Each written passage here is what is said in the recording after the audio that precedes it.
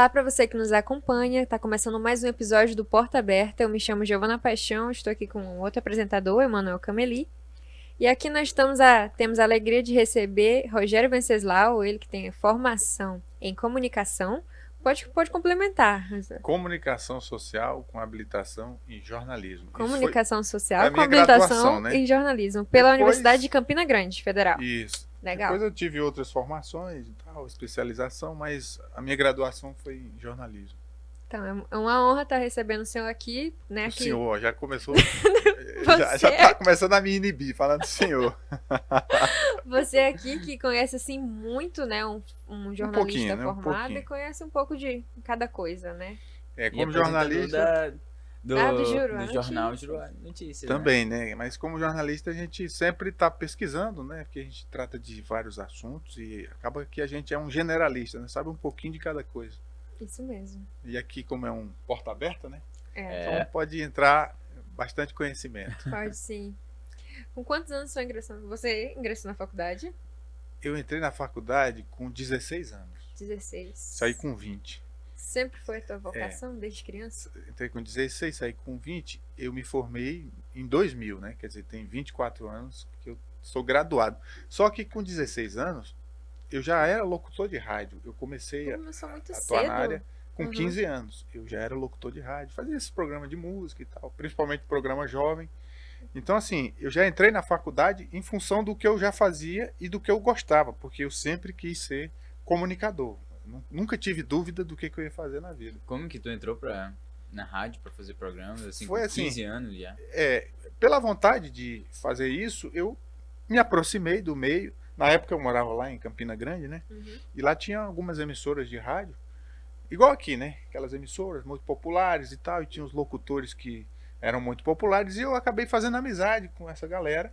Sim. E comecei a frequentar os mesmos ambientes, daqui a pouco virei amigo, depois o cara me levou no estúdio, aí eu disse que queria fazer, e o cara me jogou lá para começar a interagir com ele. Assim, como tudo na vida que você quer e você tem interesse e vai em busca, as coisas acontecem. Sim. Então, assim, foi natural.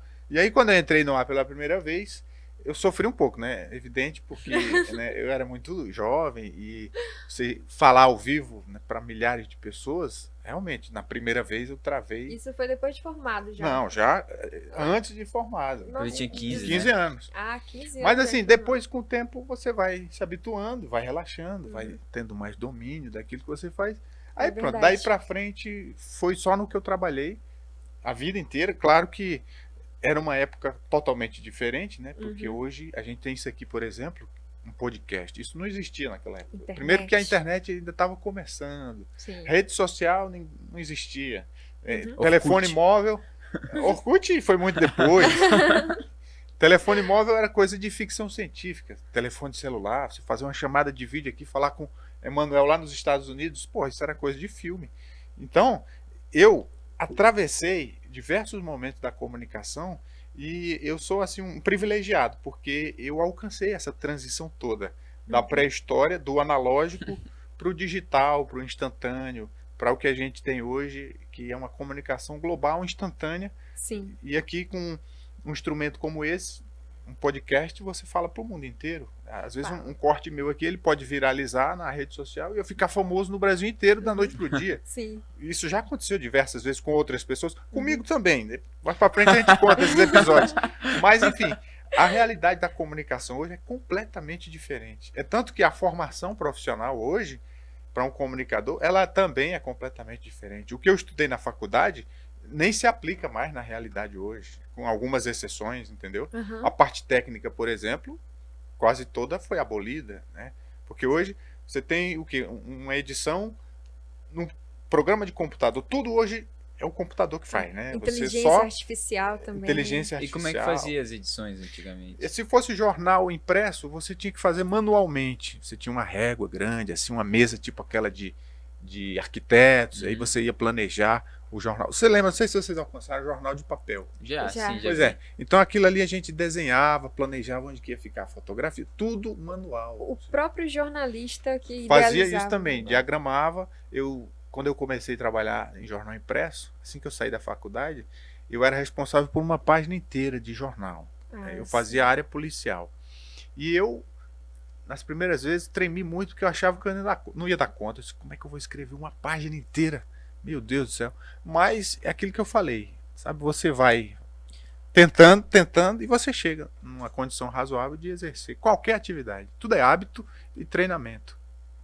E até bom quando tem um pouco de dificuldade naquilo em específico, vai praticando e acaba virando É o que eu falo, o nosso forte, né? O hábito, a disciplina e você ali fazendo a mesma coisa todo dia, ou você aprende ou você desiste. É. Mas muito difícil você não conseguir aprender aquilo lá se você tá fazendo todo dia. Pois é, e assim, eu sempre gostei de ler muito. Eu Ia sempre perguntar. fui de leitura. Ainda hoje eu não tenho nenhum livro físico. Tem alguns, mas assim, a minha biblioteca, ela tá toda aqui. Por quê? Porque eu já li muito. Hoje eu não tenho nem muito tempo para ler. Mas a minha base teórica, eu tive a oportunidade de fazer ela desde a infância. Porque o meu pai, minha mãe, eram pessoas que tinham essa preocupação. Não existia internet, mas tinha uma biblioteca em casa. Então já cresci no meio dos livros. E isso me deu uma vantagem muito grande. Porque quando eu cheguei na faculdade, eu já tinha uma visão de mundo, eu já tinha uma leitura das coisas, eu já tinha um aprofundamento intelectual razoável. E aí a faculdade só me ajudou a acrescentar isso, a me direcionar. Então, assim, eu me considero um profissional de sucesso que exerce bem a sua função. O seu pai tinha uma biblioteca em Uma casa? biblioteca. E desde criancinha vocês liam com ele? Não desde criança, mas tipo, o meu primeiro livro eu li com 9 anos de idade. Livro grosso mesmo, de você Qual foi o começar e primeiro terminar. Deixa eu ver se eu me lembro. Era um livro sobre um contrabandista de Bíblias que morava na Rússia. Porque o meu pai 9 anos de era idade. evangélico, meu pai era pastor evangélico de igreja e tal. Então tinha essa literatura lá em casa com muita frequência. E aqui a gente hoje não tem mais isso, mas na época da União Soviética a religião era proibida. Era. Então eu li um livro de um cara que ele traficava Bíblias para aquele país naquela época. Como o comunismo era muito forte, proibia a religião, etc. E assim, foi o primeiro livro que eu li, influenciado, obviamente, pelo ambiente ali, da família e tal. Mas depois bom. vieram outros. Aí, e eu tinha muita vontade de pesquisar. Eu não gostava muito de romance, mas de enciclopédia, cara, eu tinha fome. Eu li todas que apareciam. Aquela Barça, eu não sei se é da época de vocês. Não, mas eu sempre ouvi falar que era exemplar. E também era um motivo que as pessoas começaram a criticar a Wikipédia, porque enciclopédia digital, ou seja, Isso. todo mundo pode entrar lá e adicionar as informações que acha que são verídicas. E a Barça, por exemplo, era detalhada e era um a livro Wikipédia físico. daquela época. Era a Barça. Tinha uma coleção grande, assim, cada livro que pesava 5 quilos cada um. E era Entendeu? muito caro. Muito caro, Muito caro. enorme o preço, era uma coisa absurda. Nossa. Acho que meu pai passou um ano ou mais pagando aquela coleção. Então esse tipo de literatura eu gostava muito. Aí depois que surgiu a internet, aí isso já tinha o quê? 15, 16 anos, que era a época que eu estava entrando na faculdade. Aí pronto, aí foi onde eu realmente comecei a desbravar, porque aí eu matava a aula na sala para ir para o laboratório para ficar no computador, na internet. Entende? Então assim, eu tive esse privilégio de ter à disposição muita informação. E hoje eu trabalho basicamente com informação. Hoje eu tenho que ler todos os jornais do Acre, todos os dias, alguns jornais do Brasil e alguns jornais do mundo, para mim ter a visão de tudo que está acontecendo. Fora os grupos de WhatsApp, Telegram e as redes sociais, YouTube, Facebook, Instagram. Então, assim, é um fluxo muito grande de informação. Muito. Sim. É um bombardeio muito grande. Mas aí a gente já sabe mais ou menos as fontes que a gente tem que ir, né? Porque sabe o que é, a credibilidade, o conteúdo que a gente quer, o que a gente quer saber. Então isso facilita. Eu já tenho mais ou menos mapeado. Não, eu vou ver tal, tal, tal. E aí eu vou formar a minha base diária do que está acontecendo no mundo. Então se você me perguntar alguma coisa aqui de qualquer coisa, eu posso dar um palpite. Interessante. Legal. E o que tu acha, assim, porque hoje em dia é muito fácil criar um jornal, né? Quer dizer, fácil assim, né? Entre aspas, uma pessoa vai começar a compartilhar informação. O que tu acha que mudou, assim, da tua época, a influência dos jornais na mente, né, na opinião das pessoas para hoje em dia, que tá, assim, bombardeado, e aí um jornal fala uma coisa e outro fala outra com o mesmo assunto? Eu acho que o que está faltando é justamente colocar os pés no chão Aham. e ver as coisas do jeito que elas são. Porque esse mar de informações que a gente tem acaba iludindo os incautos. Você acha que só porque você tem um telefone e sabe falar português, você virou jornalista. Aí você abre aqui a câmera, liga na rede social, tá ao vivo, e começa a relatar uma situação, mas você não respondeu o básico da notícia. O que, quem, onde, como, porquê e quando. Para você dar uma notícia razoável, você tem que dizer o que, quem, onde, como, porquê e quando. Aí o cara passa 10 minutos narrando uma situação, quando ele desliga, você não sabe o que, quem, onde, porquê, quando. O cara não deu uma notícia, ele falou alguma coisa. Então, fazer jornalismo tem regras. Isso é uma ciência que foi criada, Sim. desenvolvida, estudada por pesquisadores, por uma série de pessoas profissionais que aperfeiçoaram ela no dia a dia. Então, a ciência da informação, ela é uma ciência. Não é você chegar e falar de forma aleatória e você achar que é um comunicador, que você está prestando um serviço à sociedade. Então, assim, eu fico meio assim porque se a gente for expor isso, é o chamado politicamente incorreto. Então eu vou ser cancelado. Ah, porque eu tô com inveja do cara que tem não sei quantos milhões de seguidores. Eu não faço nem questão de ter milhões de seguidores. Por quê? Porque eu já tenho tanto trabalho para fazer que se eu tiver ainda um monte de gente esperando para eu dizer para ela o que ela tem que fazer, eu acho isso meio assustador até. Eu te dizer para ti o que tu tem que fazer da tua vida, irmão. Isso aí dá o que pensar, pelo menos pra mim, né? Um homem adulto, né? Falar pra um homem adulto isso. E como que se transmite uma informação, uma notícia sem você expor a sua opinião, Ou sabe? sua Expor ideologia, né? o fato. Sim, Expor o fato. Como é que perfeito. faz? Vamos lá. É assim, todo mundo tem sentimento, todo mundo tem percepção, todo mundo tem um coração, né? Então, assim, quando o jornalismo começou no Brasil, sei lá, 5, 6 décadas atrás, criou-se um paradigma de dar a notícia sem dar uma opinião.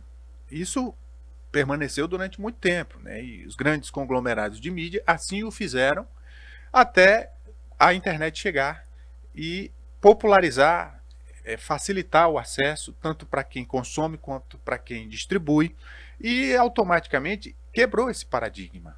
Por quê? Às vezes tem coisa que é óbvio demais para você passar direto, entendeu? É uma coisa que chama tanto a atenção que é impossível você ficar indiferente. E quando você vai para a era digital, dos podcasts, dos programas de todo tipo de conteúdo para todo tipo de gente, que você abre hoje um YouTube, você tem lá o que você quiser. Então, é ineficiente, é contraproducente você simplesmente dar uma notícia e não interpretar ela e não estender um pouco mais sobre o impacto que aquilo vai ter na vida da pessoa. Você não precisa manipular, você não precisa omitir, mentir, nada disso, mas você pode fazer com que a pessoa pare um pouquinho, pense e reflita, né, no que aquilo vai afetar a vida dela, sabe? E tentar colocar ela numa posição melhor do que antes dela receber aquela informação. Então, às vezes, aqui no programa que eu apresento, eu dou algumas opiniões. E no final do programa tem lá uma vinheta dizendo, ó, a opinião do apresentador não é a opinião do veículo. Mas isso não quer dizer que não é uma opinião coerente, sensata e que de alguma forma contribui para quem está consumindo aquela informação. Entendeu? Agora, o que a gente tem que fazer? É se policiar para não ultrapassar certos limites, né? Porque aí, de fato, começa a induzir as pessoas ao erro, ao engano, a nutrir nelas sentimentos que não são benéficos, né? Você veja essa polarização que há hoje no Brasil, em função da política, da ideologia.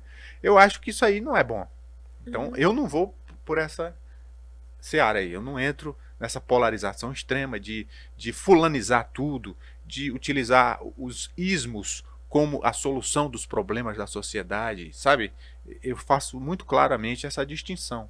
Mas eu também não me privo de, às vezes, ser mais incisivo, ser mais contundente num determinado contexto, para esgarçar mesmo a realidade para as pessoas, porque às vezes a pessoa está lá vendo a gente tão no automático, tão de forma mecânica, que se você não for mais firme, a pessoa não vai entender, não vai perceber e não vai se dar conta da importância dela para aquele contexto também. Porque assim, eu vejo a sociedade como um coletivo. Não adianta só eu, na minha posição, estar bem e com a minha vida resolvida, se no momento que eu ponho o pé ali fora, eu estou cheio de problemas à minha volta, problemas sociais, entende? Situações as mais diversas que de alguma forma vai me atingir mais cedo ou mais tarde. Então, como eu falo para milhares de pessoas, às vezes milhões de pessoas, eu tenho uma responsabilidade. Então, se eu puder de alguma forma influenciar positivamente isso, eu me dou o direito de fazê-lo. E se eu acho que a minha opinião, embora seja minha, mas eu vejo que ela não soma, eu também me isento. Então tem coisa que eu penso, mas eu não falo. Entendeu? Eu só falo quando eu vejo que aquilo ali é útil, que aquilo vai ter uma aceitação, que aquilo contribui. Né? Então, assim, respondendo à pergunta de vocês, eu não me furto a dar opinião, mas eu não dou opinião minha só porque ela é minha e eu tô ali com a possibilidade de falar. Não, ela tem que ser coerente, ela tem que incentivar a pessoa a refletir, a melhorar, a enxergar um ponto de vista que ela não enxergava. Então tem esse filtro, entendeu? E eu também acho que a emissora aqui, sendo uma emissora de respeito, que tem, levando em consideração que as suas opiniões são válidas, né? E tem um impacto bem especial na região, eu acho que faz bastante sentido também deixar o apresentador expressar o que ele está sentindo e sendo uma pessoa que já tem anos, né, na área, já viu muita coisa. E a gente pode ter essa nossa perspectiva também do mundo e perfeito. comunicar, E assim, né? a emissora, ela tem uma linha editorial, ela tem uma linha, ela tem um limite, ela tem um entendimento da realidade, né, porque é uma empresa constituída que ela está inserida num contexto social, ela tem um papel. Eu cheguei aqui, eu vou sair e a empresa vai continuar. Então veja, é eu que tenho que me adequar a ela, não é o contrário. Então isso tudo a gente considera. Né? E assim, até agora, o tempo que eu estou aqui, já é a segunda vez que eu trabalho aqui no sistema, e assim, até agora a gente tem conseguido, né, administrar as coisas de forma que seja positivo para a sociedade, para o nosso público, para quem ouve, para quem vê, para quem assiste. E a prova disso é que assim, a gente tem uma grande audiência. Né? E também eu estava vendo algumas coisas sobre Immanuel Kant, né? E ele fala que há coisas que não há relativismo. Isso. Você falou agora, tudo que eu falei aqui, você falou em uma palavra. Não é relativismo. Por exemplo, a verdade é sempre boa, não importa. Tem a maneira de se dizer a verdade, sim, mas a verdade é sempre boa. E a mentira, consequentemente, sempre ruim.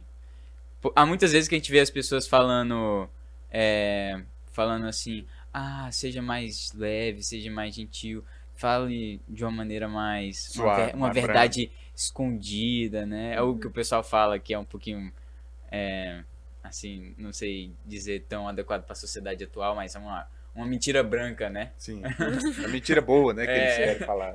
Que não é pra ofender ou magoar aquela pessoa, mas há momentos que é uma necessidade de você falar a verdade nua e crua. Pois é. E assim, quando você coloca o respeito, você pode dizer qualquer coisa a qualquer pessoa, usando respeito. Você, às vezes até dá pra chamar o cara de ladrão, sem dizer que ele é ladrão. Sabe assim, tô colocando, lógico, exemplo tosco. Mas, não, mas é verdade. Sabe, tem como você, utilizando as palavras e o respeito, você dizer a verdade para qualquer e bons pessoa, em qualquer situação. Também, né? Argumentos irrefutáveis. Eu tava me perguntando, assim, o que é que uma emissora, não falando assim da emissora do SBT, mas de outras emissoras do Brasil que tem muita audiência, né? O que é que elas ganham em emitir uma informação? Vocês estavam falando ali sobre mascarar a verdade, ou usar o eufemismo, né, pra dizer uma coisa assim que é um fato. O que é que elas ganham pegando um posicionamento político, que normalmente é quem tá no poder, quem tá no executivo? Por que tem que ter sempre essa posição, de esquerda ou direita? Nas grandes do Brasil. Vamos começar respondendo o que elas ganham. Dinheiro. Tem isso também. Muito. Eu fico pensando se é elas, realmente. Não acredito nisso, vou compartilhar isso. Se você for ver, agora vamos entrar um pouquinho aí na polarização. Se você for ver o quanto que a Rede Globo recebe de verba publicitária do governo em relação aos outros canais, aí você vai entender por que ela é a que mais defende um lado na política. Então, tá proporcionalmente ligado. Quando que começou isso, Rogério, assim, das emissoras terem um lado político? Tu lembra se quando tu era mais novo tinha isso também? Isso começou desde que a humanidade começou. Faz sentido. Mas assim, isso ficou mais evidente quando as emissoras grandes, os grandes conglomerados, começaram a perder poder, perder controle, sabe? Quando a internet chegou, que a mídia digital tomou conta. As pessoas com informações independentes Pois é, a começaram independência, diversas fontes, todo mundo falando o que pensa. Então, não dava mais para elas manterem o controle, a hegemonia, e aí elas começaram a ir para o tudo ou nada, entendeu? Uhum. E começaram a forçar a barra e chegou nessa balbúrdia que tá aí, né? E se eu não me engano, a emissora Globo também, por exemplo, a época da ditadura militar, Ela apoiava, né? era o contrário do que é hoje. Mas por quê? É. Porque foi a época que ela mais se expandiu pelo país, que ela criou essa infraestrutura monstra, que ela é gigante. Foi nessa época, financiado pelos governos do regime militar, entendeu? Só que, veja que, vamos estender um pouquinho o olhar. Isso tudo que a gente está vivendo hoje no processo da comunicação, isso é positivo. Para a gente chegar, por exemplo, no nível de democracia dos Estados Unidos. Que o cara vai lá para uma ABC, para uma Fox, e ele xinga o presidente na maior tranquilidade do mundo e todo mundo ri. E não tem Supremo Tribunal Federal de policiano, não tem justiça, não tem nada disso. Por quê? Porque as pessoas já estão maduras o suficiente para ouvir qualquer coisa, qualquer opinião e continuar com a delas, não se influenciar com isso. É porque nós somos ainda muito primitivos nesse aspecto. A democracia brasileira está muito longe ainda de uma democracia como a americana, onde lá realmente as pessoas têm liberdade de expressão. Entendeu? O Manuel tá aí que pode falar alguma coisa. Mora lá, né? É uma coisa que a gente percebe lá, que tem um efeito muito grande, é o fato da Constituição americana ser a mesma de quando o país foi criado. O país só tem uma Constituição desde que foi criado. Nesse processo, algumas coisas aconteceram que foi as emendas, que são 27 emendas, se eu não me engano, 27 ou 28 emendas, e elas permanecem em vigor, entendeu? Então, e também tem as coisas que são os casos na justiça que vão para o Supremo Tribunal Federal lá, que é o Supreme Court, e aí esses casos são considerados landmarks, que é assim, vamos supor que teve um caso específico sobre aborto. E aí, esse caso específico vai considerar se o aborto é algo legal ou ilegal daqui para frente. Pode ser que no futuro eles possam revisar a lei, ser novos ministros, né? E assim eles terem uma interpretação diferente, porque quando os Estados Unidos foi criado, tinha tópicos que hoje em dia que não tem, tipo, não. Hoje em dia há tópicos que naquela época não existiam. Uhum. Eles vão criando as emendas. Então, por exemplo, aborto não era um negócio que se comentava na época com tanta liberdade assim. A maioria da população em geral, eu creio que acreditava que era uma coisa tão difícil de se imaginar, entendeu? Uhum. E, por exemplo, uma guerra nuclear. O que é uma guerra nuclear? Não fazia ideia. O que é a mídia? O que é certas coisas, sabe? Então, por exemplo, teve uma época que uma pessoa queimou uma bandeira dos Estados Unidos. Sim. E aí, queimar uma bandeira nos Estados Unidos é ilegal, a não ser que seja por um manifesto político, uma opinião política, tá tendo as pessoas vão à rua, queimam a bandeira, vai. Agora não pode queimar uma bandeira dos Estados Unidos por qualquer outro motivo. Ou quando você tá aposentando a bandeira tá velha, aí eles têm um métodozinho de queimar a bandeira com todo respeito. Aí você veja que no aspecto político é permitido. Justamente aqui no Brasil é o contrário. Se você der a sua opinião política, você é perseguido. No resto tudo você pode dizer o que disser que não dá nada. Agora você vai para a opinião política e lá é o contrário, entendeu? Então assim, mas tá todo mundo evoluindo, né? O Brasil também está evoluindo e tudo isso que está acontecendo na política, daqui mais um tempo vai ser bom, vai ser benéfico. A sociedade vai sair mais forte, mais madura, a democracia vai se fortalecer. Queremos. Eu fico pensando, assim, a questão da democracia, né? Vendo o pensamento de Aristóteles, que ele fala que a democracia é o melhor dos piores. E o que seria ideal era uma monarquia. Às vezes eu fico tentando entender quais as vantagens de uma democracia, assim, no nosso globo, e quais, assim, as desvantagens. Se você quiser entender na prática mesmo, vai morar num país onde a ditadura impera. Aí você vai saber o que É. é. Mas assim, a gente sabe, não mora lá, mas sabe pelos relatos que chegam pra gente, né? Uhum. Porque. E também tem que analisar o seguinte: todos os regimes políticos que a gente conhece aí pelo mundo, de todos eles, o que durou mais tempo com menos dano é o capitalista, é a democracia capitalista. Se você for estudar a história, você vai ver que o que durou mais tempo com menos danos colaterais foi esse. Então, é o que a gente tem. Até inventarem outro, é o que a gente tem que escolher, né? Seguir. Eu até entendo que a Giovana tá falando por a monarquia ser, no idealismo, ser o ideal, entendeu? Porque vamos supor que o rei é a melhor das pessoas, o mais justo, o mais equilibrado, sabe de tudo. É que nem fosse um pai. O pai, ele tem uma criança. O pai sabe o que é melhor para a criança em todos os momentos. Ele dá o que a criança precisa, não o que a criança quer. Acho que é isso que ela tá querendo dizer, né? Assim, mas isso é muito no plano ideal, né? Ideal. E a gente não vive no mundo do idealismo, da utopia, da perfeição. Não vive. Eu olhando assim a história também, né? Porque a nossa república foi um golpe, né? Um golpe militar. E aí a gente tá aqui hoje por causa desse golpe. E aí na época de Dom Pedro, de Dom João também, que foi o primeiro, disseram que era muito bom, Dom Pedro II. Tanto Dom Pedro I quanto Dom Pedro II. Falaram que o Brasil estava assim no seu ápice. Aí depois do golpe militar, que eu não sei as coisas. Porque assim, começaram a desandar. a história ela é escrita e reescrita. É. O quem está no poder faz de tudo para reescrever parte da história, pelo menos de como ele chegou ao poder e do tempo que ele ficou. Uhum. Pode ver que sempre existe essa tendência, né? O governo que entra, ele quer desfazer o que o outro fez, ele quer apagar o que o outro deixou de mais importante. Então, isso daí por si só já contamina todo o processo. E segundo, que se a gente for fazer uma análise mais aprofundada dos mecanismos de poder que controlam a sociedade, aí a gente vai ter que entrar em alguns temas aqui que vai dar episódios e mais episódios, e vai verdade. dar muita polêmica. Sim, dá Entende? mesmo. Né? Uhum. Porque a gente sai do campo do aparente, do superficial, para entrar em outros assuntos, em um círculo mais fechado de poder e controle, que é real, que existe, Uhum. e assim, e nem todo mundo está preparado para falar e muito menos para ouvir sobre isso. Entende? Então, assim, não que a gente não possa, né? Dependendo de para onde a conversa for, a gente dá palpite, dá opinião. Mas você pega a política, isso é o círculo externo. É o que está aí para todo mundo ver. Mas se você aprofundar mais um pouquinho, você vai ver que tem um nível que controla a política, que é um nível que fica mais discreto, que fica mais fora da vista, né? E se você for mais adiante, aí você vai chegar num nível de poder e controle que é invisível, que existe, que é de lá que vem tudo, mas ele é invisível. Sim. Você consegue ver Deus? Não.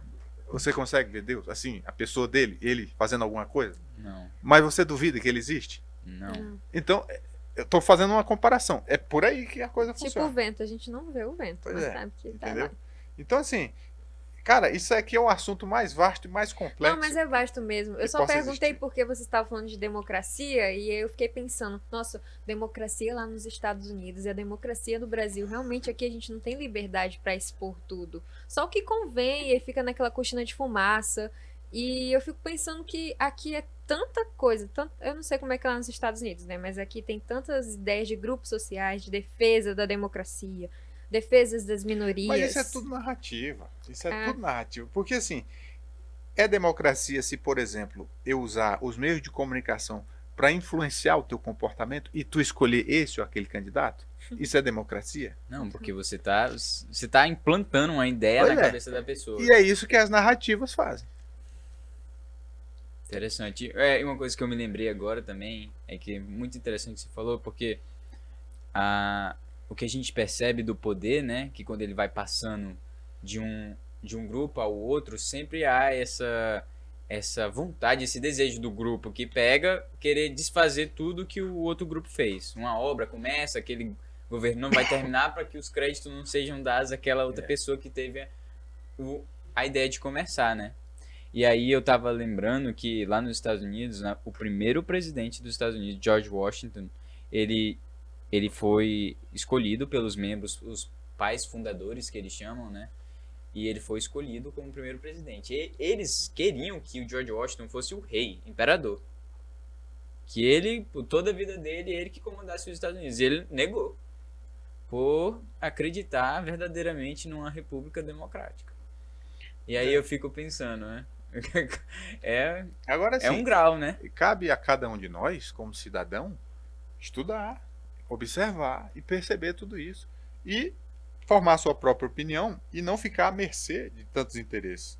Porque a sociedade hoje, isso é um processo, mas tem muita gente hoje que é massa de manobra, que o cara não pensa por si em nada.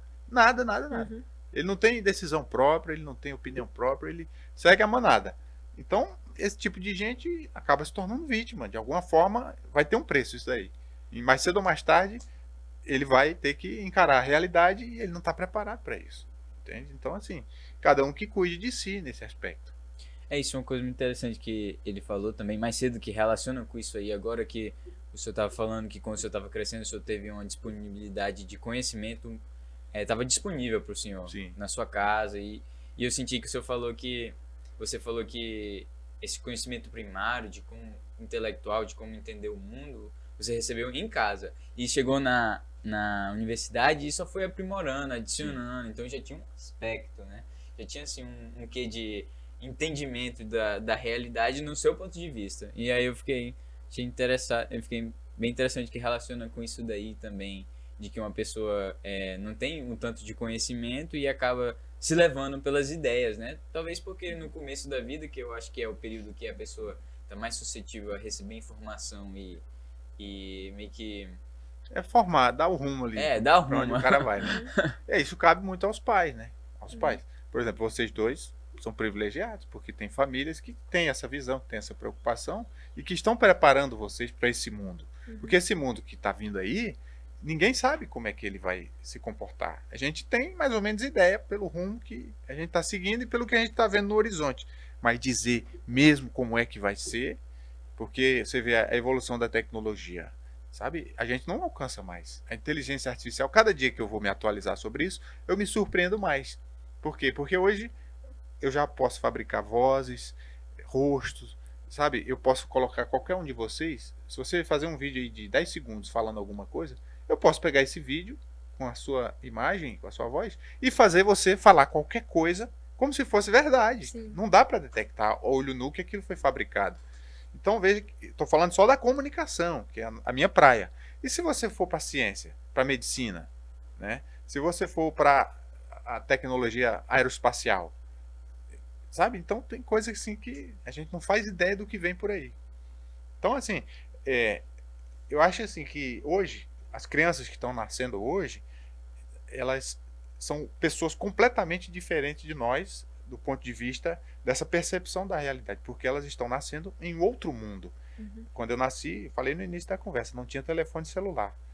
Hoje a vida da gente está no telefone celular. Toda a burocracia, questão de relacionamento, faculdade, trabalho, agenda pessoal, está tudo no celular. E é estranho alguém que não tenha isso. Você não vive mais num mundo sem essa ferramenta. Quando eu nasci, isso não existia. Como que eu faço essa transição? Para muita gente, a tecnologia não chegou com a mesma força que chegou para nós. Essas pessoas estão preparadas para isso? Sabe? A pessoa não sabe falar português, ela não teve a oportunidade de estudar. A pessoa não sabe nada de ciência, como que funciona o corpo humano dela. A pessoa não sabe nada de princípios da vida, a natureza, o ecossistema. Como é que a pessoa vai ter acesso a um telefone celular com internet? Como é que ela vai manusear? Como é que ela vai entrar nesse mundo novo sem saber de nada do básico? Eu fico fazendo essas perguntas. Eu também fico fazendo porque aqui na nossa região é muito comum, inclusive, né? Aí o tempo vai passando, acho que essas pessoas vão se extinguindo. Vai chegar um momento na humanidade que todo mundo vai ter uma extensão do corpo celular na mão. Pois é, era aí que eu estava pisando no freio para não chegar. A extinção da espécie. Vai ficar muita gente desempregada. Muita gente vai passar fome. Muita gente não vai ter acesso aos serviços de saúde. Infelizmente, essa transição vai ter danos colaterais. A gente trabalha para minimizar isso, mas vai ter. Por quê? Porque é uma transformação radical pela qual o planeta está passando e isso já está visível. A própria mudança climática, que em parte eu considero que ela seja fabricada, e mais uma narrativa, Mas tem coisas acontecendo no meio ambiente. Só você olhar, né? A seca, a quantidade de água é maior do que se espera, cada ano isso aumenta. E aí, como é que a gente vai se adaptar a isso? Se você for ver, isso é normal no universo, né? Os corpos celestes, eles passam por transformações as mais diversas, né? As reações químicas, a influência de uns sobre os outros. Isso é normal. Mas o ser humano está preparado? Ele sabe que é normal? Ele está se preparando para o que vai acontecer daqui a alguns séculos, alguns milênios? Porque o planeta Terra, em algum momento, vai mudar a face dele. Já mudou outras vezes, vai mudar. É cíclico. Então, a gente tem que expandir o horizonte e enxergar essas coisas. Nós que estamos, de alguma forma, liderando algum movimento, tem que ter consciência de tudo isso. É como eu vejo, né? Sim. E praticamente todas as pessoas estão liderando o movimento. Se a pessoa tem a intenção de ser um pai, ser uma mãe, está liderando a o família, movimento, ele já está né? liderando, né? Então, já tem uma responsabilidade. Sempre tem uma influência sobre outra pessoa, né? E eu acho bem importante, tu falou também da pessoa ter personalidade. Muita gente sem personalidade, né? E é essencial que as pessoas tenham personalidade, tenham opinião própria, tenham um jeito de ver o mundo, né? Não... É porque também pensar dá trabalho. Pensar dá trabalho, gasta energia. Gasta. Vocês veem o tanto que eu consigo comer para poder sustentar minha cabeça funcionando. Eu preciso de energia, o corpo precisa, o cérebro. Quem mais queima caloria no meu corpo não são meus músculos, é o meu cérebro. Porque eu penso muito, eu tenho que pensar muita coisa, eu tenho que consumir muita informação, eu tenho que cruzar dados, eu tenho que tirar conclusões. Entende? Às vezes, vamos dar um exemplo prático aqui. Eu estou aqui apresentando o jornal, mas eu estou de olho no cara que está apertando o botão do áudio, o cara que está fazendo o corte de câmera, uma matéria que está sendo editada lá na ilha e que não chegou ainda, mas que eu já anunciei e que ela tem que sair naquele dia. Então, assim, nada é o que parece, cara. Não é o que parece. Tudo, quando você entra, você vê que é diferente. E às vezes a gente acaba se surpreendendo, tipo assim, vou dar um exemplo também da minha profissão. Nego acha que você ir ali na câmera ficar falando meia hora, ele faz, eu faço também. Aí o cara vai, aí ele vê que não é o que ele pensava. Entende? Aí ele trava, ele fica nervoso. Aí quando ele vai ver, ficou horrível. Mas tu não era bom? Tu não sabia fazer? Entende? Eu tô, claro, exagerando um pouco. Mas não, mas eu não acho que é exagero, sabe? Você tem que se preparar. É o que eu falei no início, cara, de as pessoas terem acesso a um telefone e achar que, tá, liguei aqui e começa a falar um monte de bobagem. É quem influenciando o quê? Será que está influenciando positivamente? Será que aquilo ali depois não vai vir para cima da pessoa? Sim. Porque quando você manipula a realidade, você interage com ela, né? Então, você absorve as consequências também. Com certeza. Entendeu? Acho que não tem nenhuma ação nessa Terra que não tem uma reação. Que não tem uma reação. É uma lei da física. É uma lei da física. E vai agir de qualquer forma. Mas eu acho que quando você tem essa percepção de que uma ação tem uma reação, e fica mais claro essa reação acontecendo. Você vê. Mas, tanto que quando você faz alguma coisa errada... De manhã você faz, de tarde tá na sua porta, tá no seu colo. Né? Eu tenho essa percepção. Se você tem essa perspectiva, fica claro que ela acontece. Mas o bom é que você consegue identificar e você consegue evitar, às vezes, algum prejuízo. Né? Você já começa a se policiar e ver, isso aqui eu sei que vai dar aqui, então deixa eu desviar. Né? Às vezes a gente tá assim querendo defender uma coisa, né? E aí pode o mundo todo achar que a gente tá falando com nada, mas a gente sabe que é verdade. Tem tipo uma frase que fala assim: pode estar todo mundo vendo a grama azul, mas eu sei que a grama é verde. Então, tendo certeza que a grama é verde, aí vou saber desenrolar também e ter mais responsabilidade com o que eu vou falar, né? Acho que o jornalismo tem muito isso. O jornalista tem que ter muita certeza do que está falando para poder justamente defender depois precisa. Mas veja, eu começo a diminuir o meu grau de certeza das coisas a cada dia. Não quer dizer que do nada eu vou amanhecer sem opinião, desorientado. E não relativizar tudo também, né? Mas eu começo a ponderar e a buscar sempre o equilíbrio e dar espaço para o que eu não considerei. Sim. Lógico, eu tenho uma experiência, eu tenho bagagem acumulada, mas eu tenho que dar espaço para o que eu não considerei, o que eu não estou vendo. Não é que eu vá ser completamente aberto, perder o controle da situação, deixar passar tudo, não.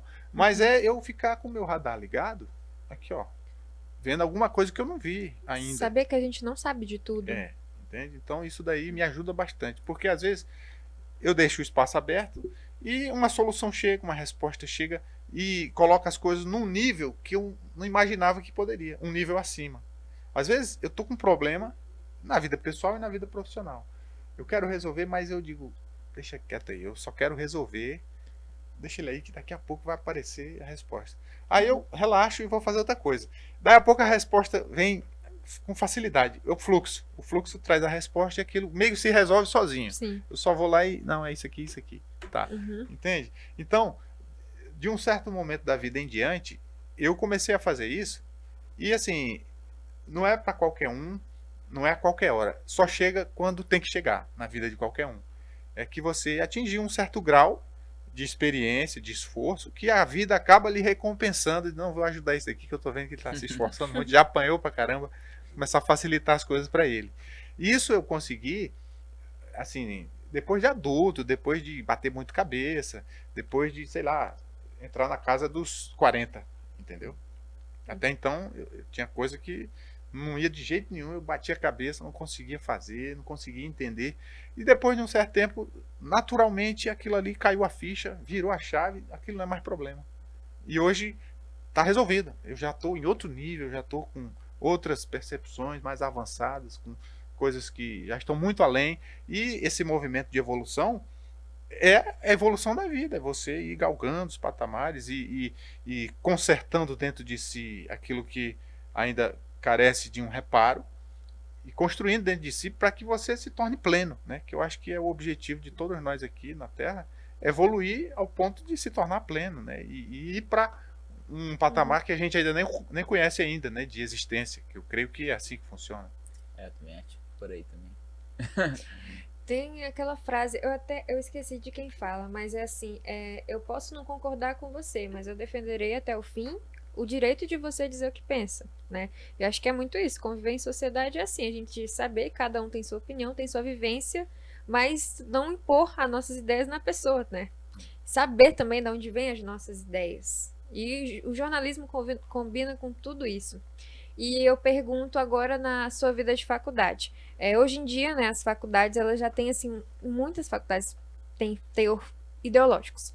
E na tua época era assim também? Os alunos, eles... A academia como um todo, aqui no Brasil, ela sempre foi esquerda. Eu não gosto nem de usar esse termo, esquerda, direita, mas se a gente for colocar num espectro ideológico, a academia, a faculdade, a universidade, ela sempre foi um campo de doutrinação da esquerda.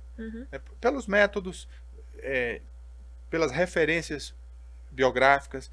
Quando você entra na faculdade, você vai fazer o seu projeto de graduação ou de pós-graduação, já tem lá os caras que ditam as regras. Você vai ter que ler o fulano, o cicrano e o beltrano. O seu projeto vai ser dentro dessa faixa de tema aqui, tem que ser daqui até aqui. E as referências é fulano, beltrano, cicrano, Kant, Luke, não sei quem. Nietzsche. Entende? Então, assim, por mais que você queira uma academia aberta, diversa, mas ela foi estruturada com base no controle da sociedade. Você entra no ensino médio hoje, só para fazer uma análise superficial, todo mundo está aprendendo a mesma coisa. Milhões e milhões de jovens aprendendo a mesma coisa, todos eles, igualzinho. E todo mundo robô? Quer dizer, eles são todos iguais? Não. E nem todo mundo tem as mesmas características e habilidade, proclavabilidades para se mas está todo mundo, né, aprendendo a mesma coisa, igualzinho.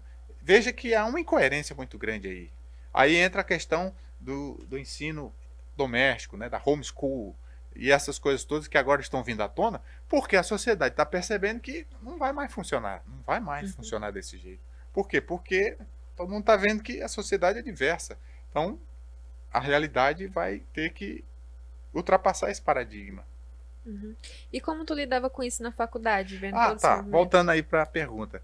Eu fingia demência. Eu fazia o meu de boa, convivia, sabe? Tirava nota só para passar, que eu não fazia questão de tirar 10, de sentar lá na frente e tal.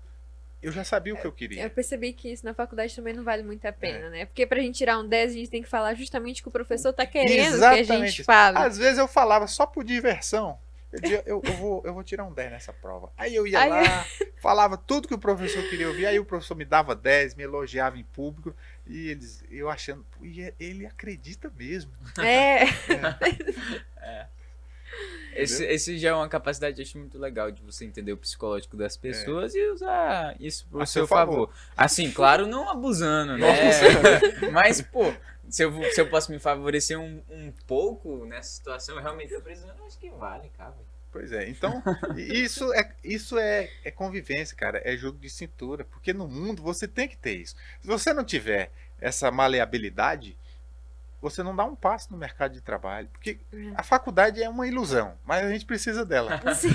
que é para se desiludir, para poder enxergar a realidade e entender, não, agora eu vou ter que encarar o mundo. Aí você esquece diploma, esquece teoria e vai ver o que é mesmo a dureza de você construir uma carreira, que não é fácil, entendeu? Principalmente pelo fator humano, a convivência, a briga por espaço. Não é que você não sabe fazer o trabalho, isso é o de menos. É você conseguir sobreviver num ambiente inóspito, hostil, de muita concorrência, de muita maldade, porque o ser humano tem maldade dentro de si. Em algum grau, as pessoas têm maldade ainda, né? Eu tenho, você tem, assim, supondo que todos nós somos seres humanos em evolução, então, às vezes isso também acaba te afetando, e tem coisas no ambiente de trabalho que você fica para pedir as contas. Por causa de um colega que enche teu saco, ou te persegue, por causa de um chefe que às vezes, né, te persegue de alguma forma. Mas tudo isso são as dificuldades do caminho.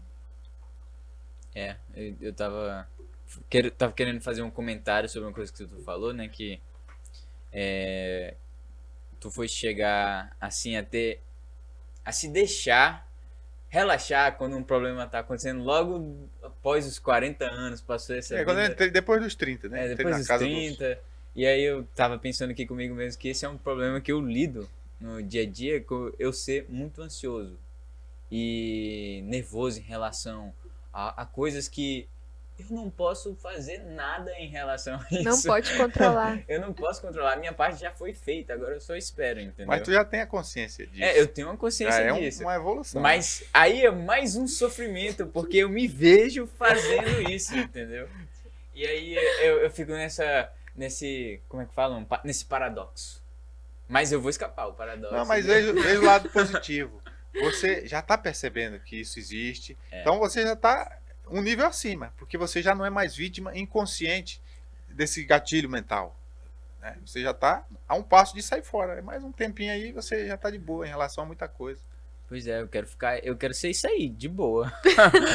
Esse é o meu estado de consciência. Porque, que eu quero cara, chegar. eu acho assim que isso também está muito ligado à própria evolução da espécie, né? O ser humano, ele é bombardeado desde que a gente conhece, se for pegar um pouco aí a história da civilização humana, os primórdios da evolução, etc.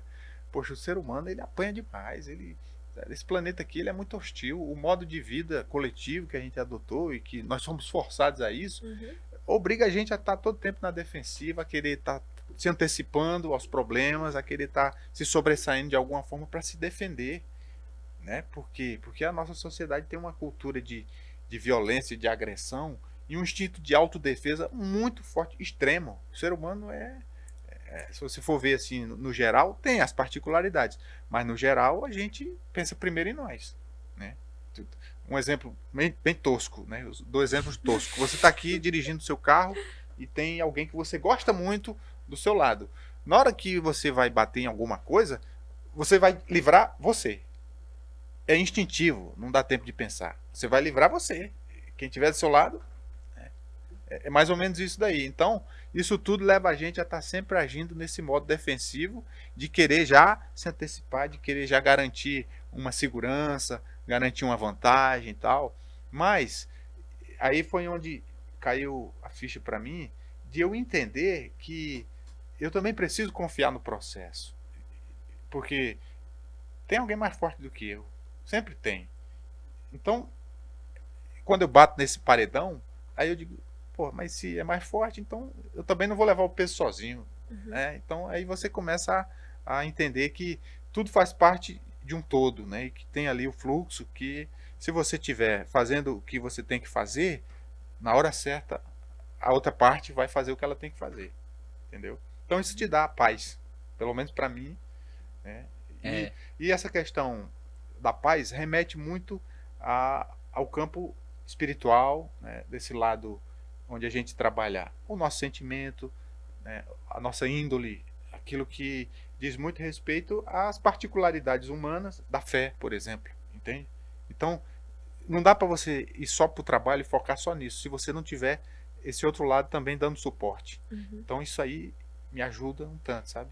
Ainda mais quando a gente faz a nossa parte, né? Dá o melhor da gente daquilo. É. Então, é aquilo que Jesus fala no Sermão da Montanha: não andeis ansioso com coisa alguma. E deixa as coisas. Faz a sua parte, é isso. É muito bonito no papel, mas É, para no botar na não é uma prática coisa, não é uma coisa não é fácil. fácil. Mas Não é chega, fácil. chega assim. Eu falo assim, mas eu também, nossa senhora. Mas é bom, a vida tem as suas etapas. Quando eu era da idade de vocês, ixi, eu era ansioso, eu era nervoso, eu não tinha paciência. Hoje eu ainda sou um pouco, mas sabe, os cabelos brancos, né, o peso da idade, da experiência, as responsabilidades de família, de trabalho, de uma série de coisas, isso vai fazendo você saber a hora certa de cada coisa. Isso não se aprende na faculdade, é somente a vida que te ensina, né? E às vezes você tem pais maravilhosos, você tem uma condição social boa, mas tem coisa que você vai ter que sentir na pele. É da evolução de cada um. Muito. E qual foi, assim, o melhor momento na tua trajetória que te deu, assim, um impulsionamento pra, poxa, jornalista, e eu tenho vocação pra isso e tudo mais? Desde sempre eu sabia o que eu queria. O melhor momento que eu considero da minha trajetória é hoje, é agora. Agora? Que é o momento que eu tô com mais experiência, é o momento que eu tô vivo, que eu tô exercendo a minha profissão, que eu já adquiri conhecimento, bagagem suficiente para ter esse traquejo do dia a dia da profissão. Eu sou responsável por uma empresa porte médio que tem uma função social importante e, assim, isso, querendo ou não, é uma satisfação grande. Você está liderando, sei lá, 30, 40 pessoas, você está prestando um serviço à sociedade, está sendo bem remunerado por isso. Então, para mim, é um momento excelente. Então, eu considero que esse é o melhor momento da minha carreira. E, para completar, acabei de ser pai novamente, né? Então, assim, pessoalmente também estou num momento excelente. Que bom. Uma coisa, assim, que te marcou positivamente na carreira. Que marcou positivamente. Assim, quando a gente vê que fez uma diferença grande na vida de alguém ou na vida de um coletivo, quando a gente vê que o nosso trabalho contribuiu de alguma forma para o bem das pessoas. Não tem, assim, um episódio que eu posso dizer que aconteceu, porque foram vários. Mas vou cortar aqui alguma coisa que possa te ilustrar. Quando eu morei no Nordeste, teve uma época que eu trabalhei para o SBT lá e tinha algumas situações que eu trabalhava, fazia matéria para o Ratinho, às vezes outros programas da casa, eu trabalhava no jornalismo também. E no Nordeste tem muitas situações pitorescas, às vezes coisas absurdas. E quando eu trabalhava lá, que eu viajava muito, eu descobria situações assim inusitadas que até então o Brasil não conhecia e que eu dava visibilidade a isso. E isso tinha muito impacto na vida das pessoas. Às vezes era uma cidadezinha, às vezes era uma família. Então teve alguns episódios assim, foi uma época muito boa que eu pude, inclusive, me projetar profissionalmente, né? Porque eu apareci para todo o Brasil. E isso daí foi um período muito bom na minha carreira, assim, que eu lembro com muito carinho. Por quê? Porque era o início, né? Eu estava empolgado, né? Tava galgando, estava aparecendo e tal. E eu estava ajudando as pessoas, estava projetando o Nordeste também, aquelas cidades e tudo aquilo fazia parte de um contexto. Na época, eu querendo, né, ficar famoso, e eu acabei ficando. Né? Legal. Só que isso tem muito tempo. E são os momentos da vida profissional que a gente vai colecionando, né? Sim. Bem interessante a carreira. O jornalismo é muito interessante pelo impacto que ela causa na vida das pessoas. Porque muitas coisas que a gente vê hoje em dia é como a Bolsa de Valores. A Bolsa de Valores é literalmente movimentada pelo fluxo de informações intenso que a gente está vivendo hoje em dia. O dólar cai, sobe, tudo por notícias. Tiros e... e aí eu fico muito impressionado com o impacto que isso tem na vida das pessoas e a influência. Por isso que eu acho que o jornalismo tem que ser levado assim, com muita seriedade.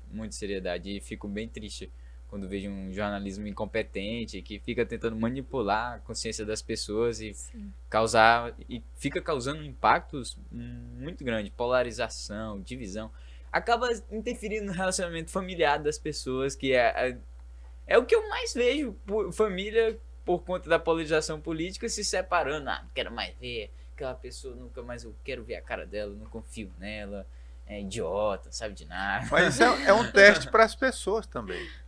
É um teste para as pessoas também. O quanto que você está imune à mentira, à fake news, à tentativa de manipulação. Né? É um teste para as pessoas, porque eu não sou obrigado a ficar o dia inteiro vendo notícia. Ninguém é. E você falou aí da bolsa. É porque as coisas estão muito baseadas na fé das pessoas, na crença. Veja que o ativo mais importante da sociedade hoje não é dinheiro, não é prédio, não é patrimônio. É a audiência, é a fé das pessoas. Por isso que está todo mundo nessa loucura e não está mais conseguindo prender mentes e corações e estão apelando. É o ativo mais importante. Aí eu volto à questão da bolsa. Por quê? Porque uma fala influencia o preço do dólar.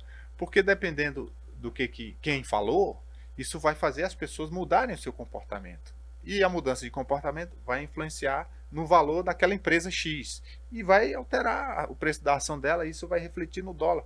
Então, tudo começa na fé das pessoas, no que você acredita, no que você está colocando seu tempo, sua atenção, o seu foco. O ativo mais importante é esse. É por isso que, a grosso modo, as religiões falam que o adversário ele quer o quê? A sua alma, né? Por quê? Porque é lá onde mora a sua consciência. Sim. Então, é isso que é o ativo mais importante, é a sua consciência. E está todo mundo querendo dominar ela. Os meios de comunicação, de alguma maneira, eles estão querendo capturar a sua atenção e ter o poder de influenciar você através da sua consciência. E aí, eu sabendo disso, eu tento exercer esse movimento de forma que, ao invés de deixar essa pessoa presa e dependente, faça com que ela esteja livre, para ela escolher melhor, para ela se posicionar melhor.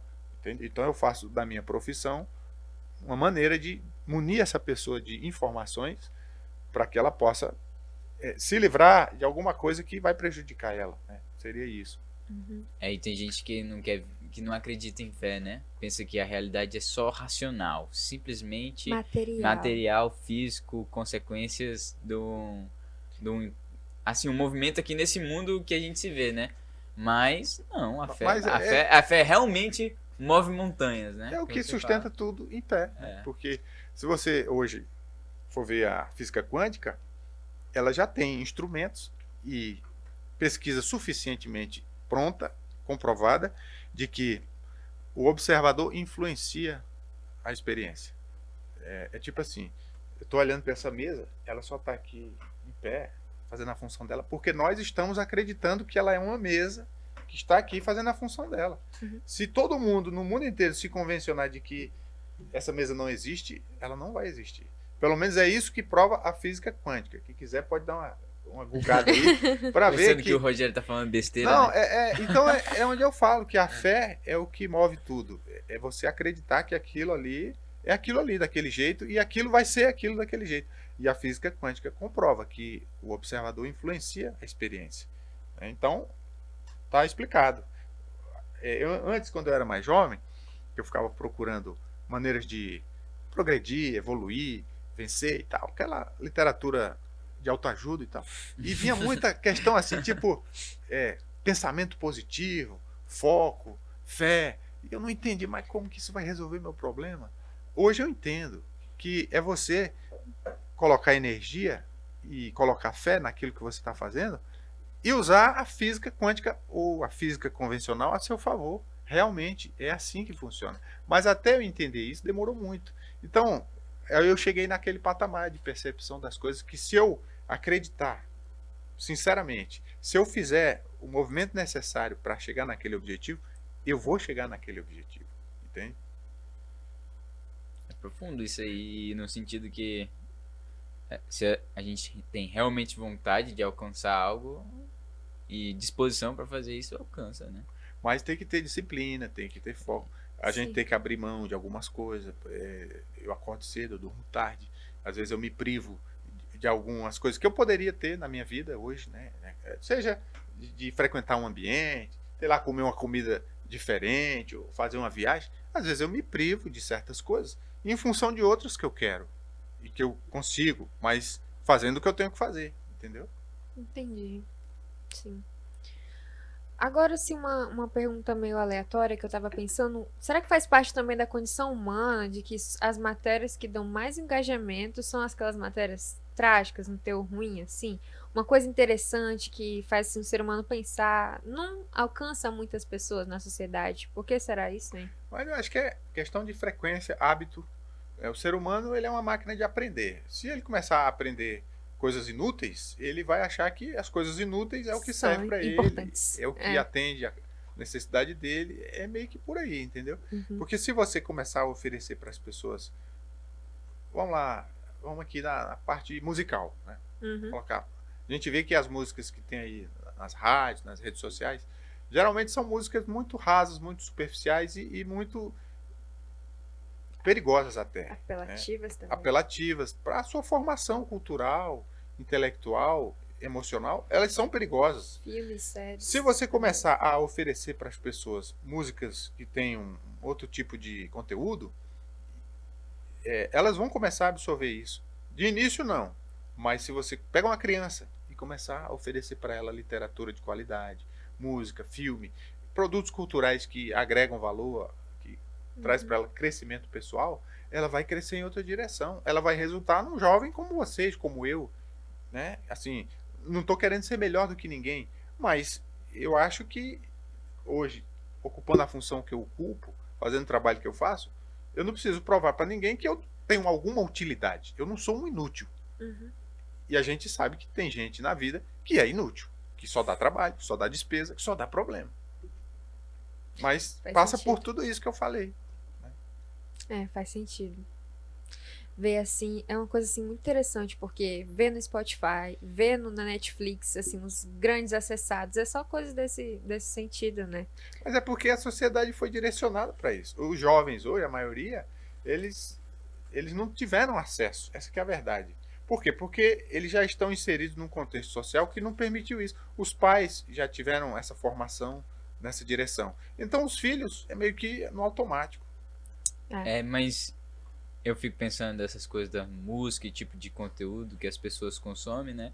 Eu fico pensando assim, é o que a pessoa idealiza pra si próprio, é o que ela quer viver. Aí ela fica consumindo aquele conteúdo porque ela quer ter aquilo na vida dela, entendeu?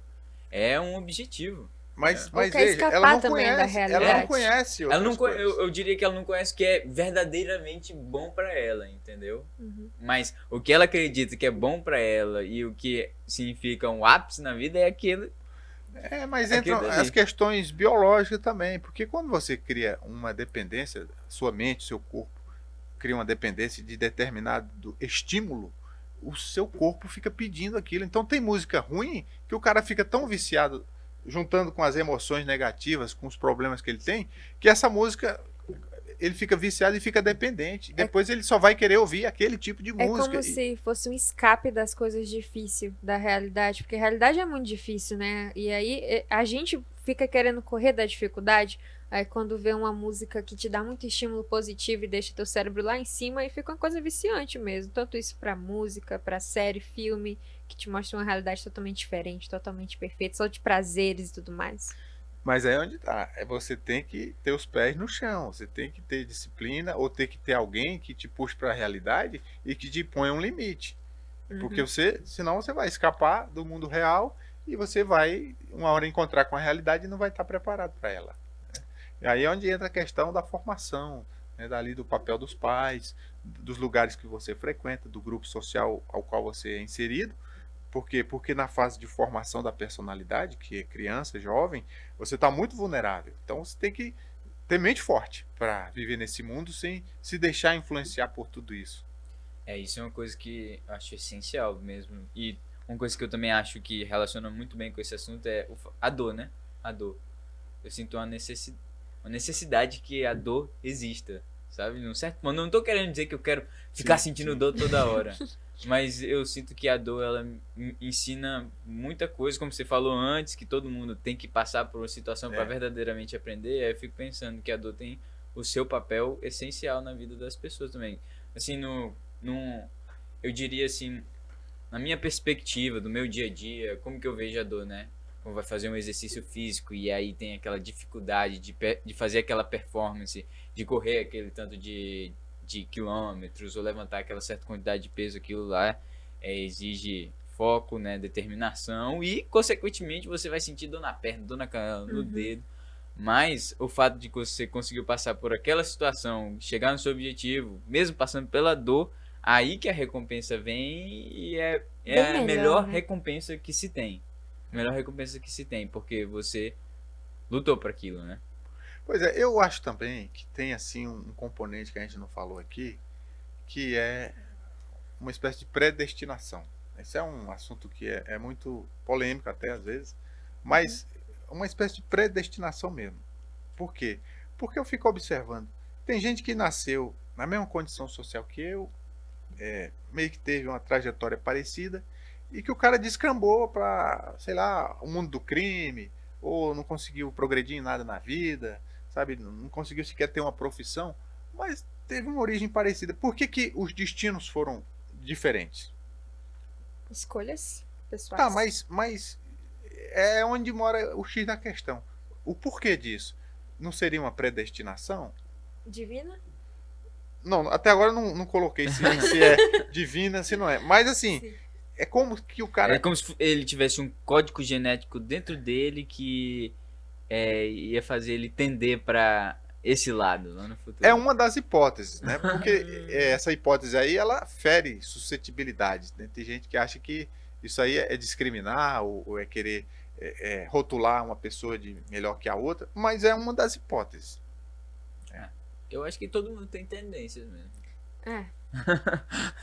Então veja que o projeto de humanidade na Terra, ele tem muitas perguntas em aberto, sabe? O projeto de civilização que está em vigor aqui, ele tem muitas perguntas. Ele tem mais perguntas em aberto do que respostas concretas e comprovadas. Respostas concretas eu acho que a gente só tem algumas mínimas. Pois é.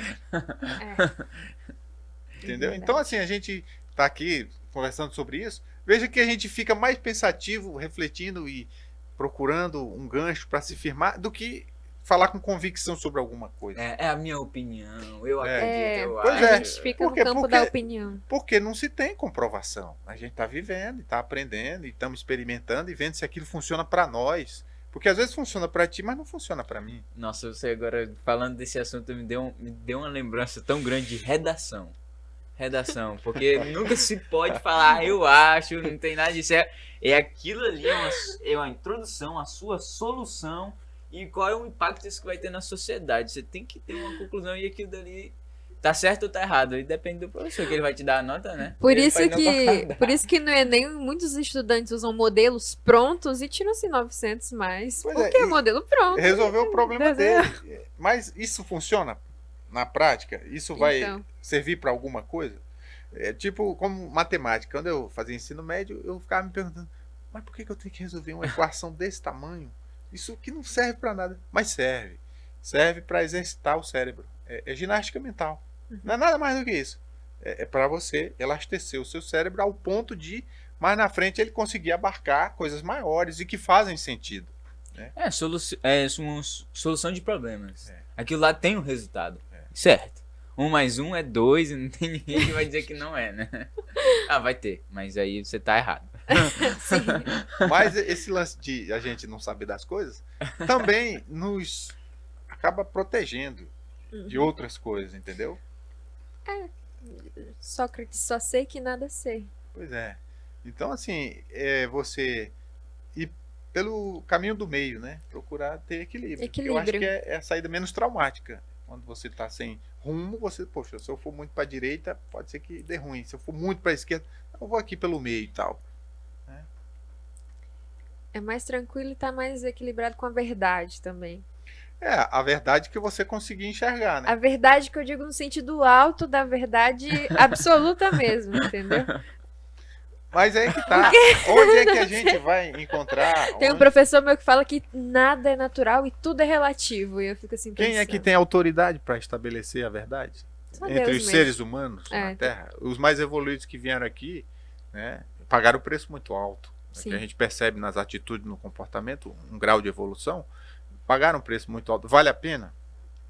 Ou vale a pena você só ficar aí fazendo o seu de boa, não sofrer tanto, né, levar uma vida mediana?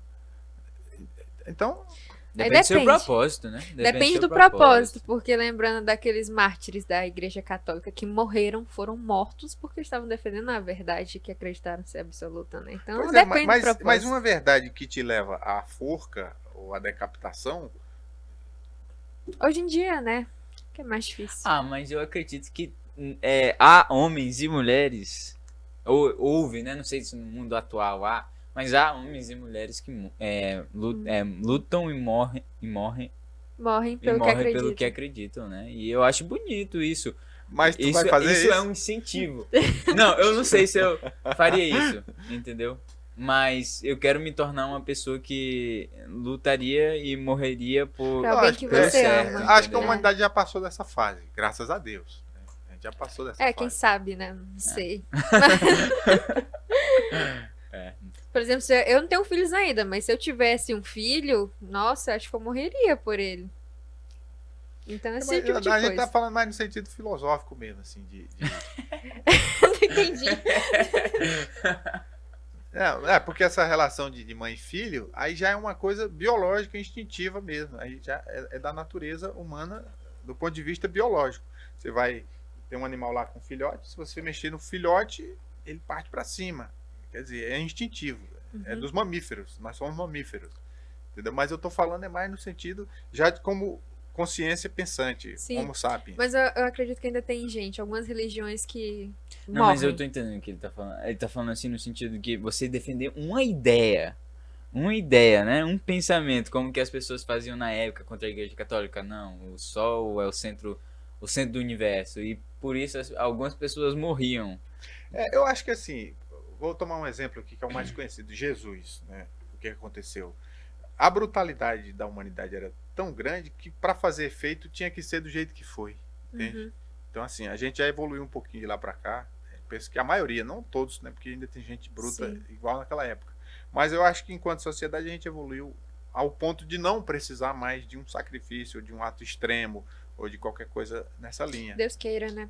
Que até o livro que tu leu quando tu era criança, lá do comunismo, Sim. as pessoas contrabandeando a Bíblia, eu li um livro que se chama Torturados por Amor a Cristo, que é desse nível, as pessoas perseguiam os cristãos Exato. e os cristãos morriam, mas que o cristianismo é o certo e pronto. Hoje em Pois dia, é, mas aí mais que tá. tranquilo, né? É o certo que não tem tolerância, É, o certo que não aceita conviver com o diferente. Então até que ponto isso é o certo? Até que ponto essa verdade é a verdade verdadeira? muito profundo e muito estudo. Mas hoje Não a fácil. gente já percebe um movimento no âmbito das religiões em direção a essa pacificação, né? De que mesmo você tendo uma religião diferente, mas isso não te faz meu inimigo.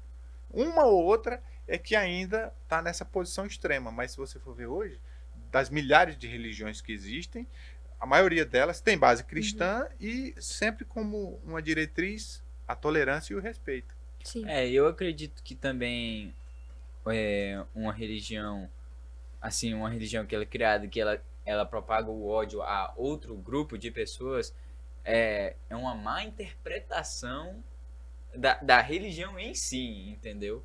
Porque, por exemplo, o caso mais comum é a religião islâmica. A religião islâmica ela é muito bonita, se você for parar para ver, as pessoas têm uma fé gigantesca ao ponto de que só come a carne que é cortada, que o animal é morto em direção a Meca, a cidade sagrada, durante todos os dias, aquele horário tem que rezar em direção a um específico lugar. Então, eu acho uma religião bonita no sentido de ver o quanto que as pessoas se esforçam por ela. E não o que eu tem falei. nada assim, dizendo odeie o seu irmão, entendeu? No ponto de você querer matar ele. É uma interpretação. É por conta das narrativas, porque a gente está sujeito a alguém que pratica a religião e que se desvirtuou, mas que por ter um poder de influência, aí acaba construindo uma imagem que não é o real para aquela religião. E isso tudo que você falou, está funcionando? Está atendendo a pessoa? Ela está feliz? Ela está conseguindo evoluir? Ótimo. É menos um problemático. Isso, Entende? exatamente. Se eu não aceito, se não cabe para mim, não quer dizer que está errado. É a pessoa lá que está Naquela condição.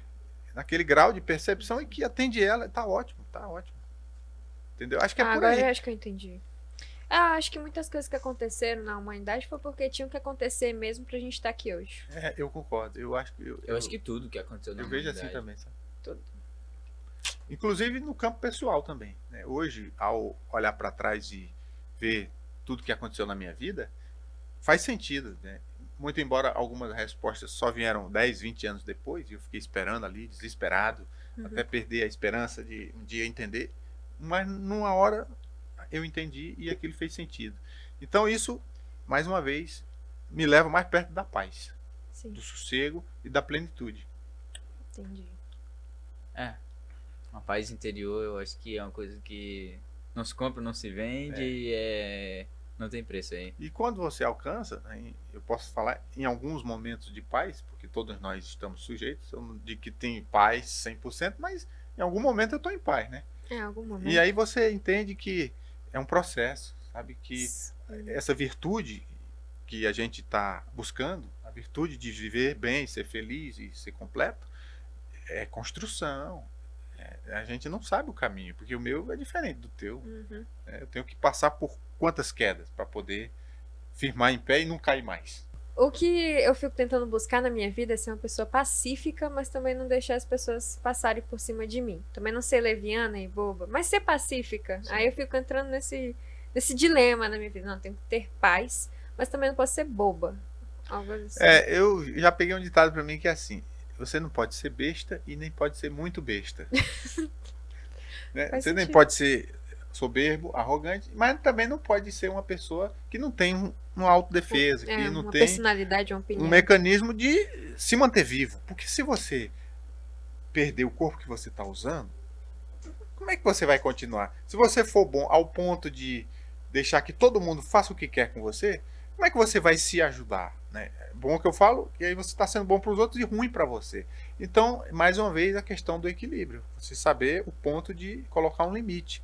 Né? Eu não posso ajudar o meu semelhante se eu não ajudar a mim primeiro. Se eu não tiver nem para mim, como é que eu vou ter para os outros? Né? Então, eu acho que é meio que claro essa resposta e esse limite. Eu me defendo, eu tenho um senso de defesa muito forte. Mas eu cultivei isso dentro de mim e foi necessário. Depois de apanhar muito, eu digo, que porra é essa? Meu? Por que todo mundo faz o que quer comigo? Peraí. Aí eu comecei a entender que tudo é aprendizado, que as coisas têm que ter um limite, que você pode conviver com todo mundo.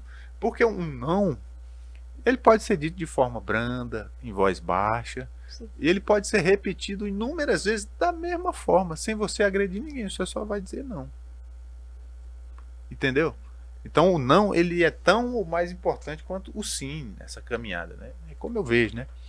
E depois, você acaba se comportando de um jeito que você não vai nem precisar dizer o não, né?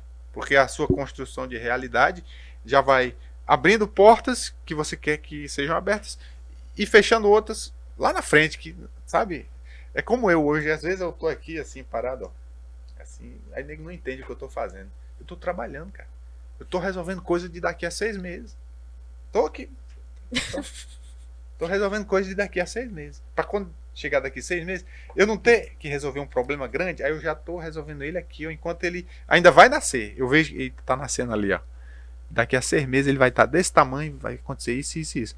Peraí, aí eu já faço um movimento, entendeu? É a fórmula da vida, cara. Você só aprende vivendo. Tem que se precaver mesmo a algumas coisas. Mas não quer dizer que eu esteja imune a tomar pancada, a me enganar, a cometer erros e equívocos. Não, isso aí é normal de quem está na Terra. Né? Aqui, caminhou em cima da Terra, deixa a desejar. É o meu princípio, entendeu? Não tem ninguém perfeito, não tem ninguém bom. Né? Às vezes a gente cria uma imagem de uma pessoa e depois, quando você começa a conviver, você vê que ela tem virtudes, mas ela tem defeitos também. E assim somos todos nós. E eu sou um cara muito chato, muito cheio de defeitos. Isso aí é muito claro pra mim. Primeiro porque eu tenho que me aguentar, né? Que a pessoa com quem eu mais convivo sou eu. E depois os que estão à minha volta, que eu vejo que eles sofrem também por conta desses defeitos. Mas às vezes são os defeitos necessários pra mim e pra quem tá perto de mim. Sim. É esse mecanismo que você falou, né? As coisas são como tem que ser. Eu acho que tem como você chegar a um momento que sem defeitos, sabia? Eu também acho. Acho que É porque o tem que coisa todo que mundo talvez tu combina. considere como um defeito que talvez eu não considere como um defeito. Porque É o relativismo das É. coisas, né? e Olha aí. lá no comecinho eu falei que relativismo não existe, né? Algumas coisas são relativas. Algumas coisas são relativas. E outras pessoas não enxergam nenhum defeito em cima de si, né? Então, Mas aí já. Você Cada- vê que é o grau de é cada o grau um. de cada um, né? Cada É. um percebe as coisas de um jeito. Por exemplo, eu vejo que eu sou defensivo também, no sentido que eu não quero que uma pessoa me mostre os meus defeitos. Mas que eu sei que é uma coisa essencial para manutenção da vida e para o meu melhoramento como pessoa, mas é difícil para mim quando a pessoa fala os meus defeitos. Aí eu já fico com 5 outros defeitos aqui da pessoa na mão para eu jogar. Os meus irmãos sabem disso. Mas faz parte, cara, da convivência, da caminhada. Tudo É bom. uma construção, né? Tipo, na minha casa é toda hora. Você fala demais, tá falando pouco, tá rindo de menos, tá rindo demais. Sempre tem que ter o equilíbrio, entendeu? Nas coisas. E eu acho interessante porque a nossa casa é o maior experimento social que a gente passa e o maior desenvolvimento que a gente vai ter provavelmente vai ser lá. E tem aquela coisa lá que mãe fala, que é costume de casa, vai à praça, né? É verdade. Mas tem coisas que a gente sabe se controlar pra não fazer em público, mas... E também a gente tem mais atrito com quem tá mais perto por mais tempo, né? que a Então, gente gosta mais, consequentemente se preocupa mais, consequentemente vê a os relação é mais defeitos. intensa, né? Então tudo é na mesma proporção. Mas eu acho bem importante, mesmo que a gente viva sempre junto em família, né? Perto daquelas pessoas todos os dias. Eu acho importante deixar aquela pessoa saber que você tá vendo aquele defeitozinho algo que nela. não vê, né? Pra ajudar a pessoa também a ser uma pessoa melhor. Eu acho que a melhor forma de demonstrar amor que se tem é você falando, assim, tranquilamente, né? Mas é um aprendizado também, né? A família não nasce pronta. É. Eu não creio que seja assim. Você vai aprendendo a conviver com as pessoas. Então, nasce um filho, eu já tenho 2. Você vai percebendo como é que é o jeito dele, as características, os limites. Então é uma construção, é como falou o Manel, um experimento social. Então você vai ajustando, aperfeiçoando e melhorando, ao ponto de você chegar assim, não vou dizer numa perfeição, mas você chega num ponto de equilíbrio em que você é feliz, entendeu? É realizado do ponto de vista da família. E também há aquelas pessoas que a gente vê que são bem constantes em ser boas, né? São boas, pessoas boas. A gente vê elas todos os dias, boa. Não fica querendo prejudicar as outras pessoas e cuida bem da família dela. Aí eu acho isso bem legal. Tem assim também o grau de risco que cada um traz dentro de si, né? O grau de risco que você tem para usar, assim, para você aplicar no seu comportamento, né? Porque, mais uma vez, remonta à origem, à genética, à personalidade que é individual. Tem gente que é mais atirado, tem gente que é mais audacioso, tem gente que é diferente, que meio que saiu do padrão. Então tudo isso também faz parte do contexto, né? Às vezes tem um irmão, tem um membro ali da família que sai diferente mesmo, o cara dá trabalho, né? Às vezes tem umas ideias muito Mirabolante. ou desconecta da realidade, ou muito avançada para o momento e tal, mas tudo isso faz parte do exercício diário da convivência, né? É verdade. E molda, né? Convivência Mas eu molda. acho assim, agora falando um pouco desse papo aqui que a gente levou, né? Apesar da diferença de idade e de experiência, de mundos e visão e formação e tudo, mas a gente está aqui trocando ideia há quase 2 horas. Então veja que nós não estamos tão distantes, tanto de minha parte quanto da parte de vocês. Eu acho que isso é muito legal, entendeu? Por quê? Porque a gente pode considerar aqui que a gente está caminhando numa mesma direção da convivência pacífica, da tolerância, da compreensão mútua, você saber entender, saber ouvir, né, ponderar, avaliar e tal. Eu acho que construir uma sociedade boa de se viver é isso daqui, entendeu? Apesar das diferenças de idade, de geração, de visão de mundo, mas de você saber se posicionar em qualquer ambiente, né, frente a qualquer situação. Muito interessante, você falou do compreensão, né, poder escutar as pessoas. Aí eu morava com, já que eu tava fora de casa, né, eu morava com um amigo meu, que eu ficava extremamente irritado pelo fato dele não falar nada. E quando ele falava, eu considerava que ele tava falando besteira. Aí, nos primeiros 6 meses, foi aquele negócio estranho, porque na minha casa todo mundo fala e fala muito. E aí eu cheguei lá convivendo com esse meu amigo, né? O nome dele é Gustavo até. Salve, Gustavo. E aí eu ficava pensando, esse cara tem algum problema. Que a gente fica conversando, zoava com ele e tudo, e ele não tinha uma reação. Se eu falasse, tinha coisa que eu falava pra ele, que se eu falasse pro meu irmão, eu levava um murro instantaneamente, entendeu? Aí eu falo assim, pô, cara, tu tem que ter vida, reação. Aí ele disse assim, mano, eu tenho vida, só que eu acho melhor escutar do que falar. Ele falou assim, eu acho interessante as coisas que vocês falam, por isso que eu fico mais calado e só escuto. Aí eu vim aprender e comecei a gostar dele, entendeu? Muito meu amigo hoje em dia. E ele começou a falar mais um pouco também, de vez em quando fala demais. Então é aí uma coisa que eu aprendi com ele também, de que talvez de vez em quando eu falo demais também.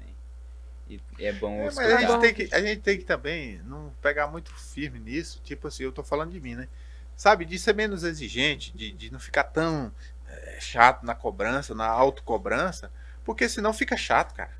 Se a gente quiser ser perfeito o tempo inteiro, tira a espontaneidade, a naturalidade. Tem hora assim que chutar o balde mesmo, cara. Relaxa, deixa aí. Daqui a pouco a gente vê isso, entendeu? Daqui a pouco a gente junta o balde. Cara, porque, sabe, a vida fica chata se você for muito politicamente correto, querer acertar em tudo e tal. Porque tira a surpresa, tira a experiência do diferente, do novo, a alegria, a espontaneidade, e até você às vezes quebrar a cabeça, errar e depois consertar e seguir, entende? Não, com certeza, eu acho que você tá falando aí um princípio excepcional da vida, que é uma coisa que eu acho que o povo fica falando do bullying aí. Olha, eu vou falar a minha perspectiva no bullying, que ela não é nada politicamente correta, mas eu acho essencial em alguns aspectos.